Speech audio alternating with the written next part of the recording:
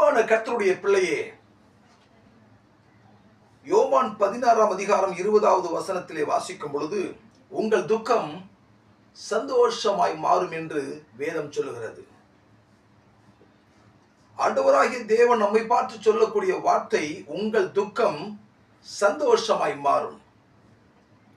எத்தனை பேர் இன்றைக்கு இந்த நிகழ்ச்சியை பார்த்து கொண்டிருக்கும் பொழுதே உங்கள் துக்கத்தை குறித்தான, துயரத்தை குறித்தான வேதனையோடு இருக்கிறீர்கள்.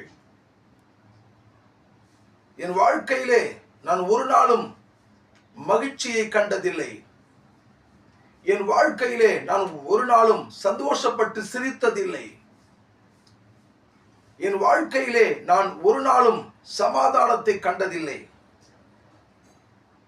துக்கத்தினால் ஒவ்வொரு நாளும் மனமடிவோடு வாழ்ந்து கொண்டிருக்கிறேன் சொல்லக்கூடிய கர்த்தருடைய பிள்ளையே, உங்கள் துக்கத்தை சந்தோஷமாய் மாற்றி விடுதலையை கொண்டு வர நாம் ஆராதிக்கிற தேவன் வல்லவராய் இருக்கிறார்.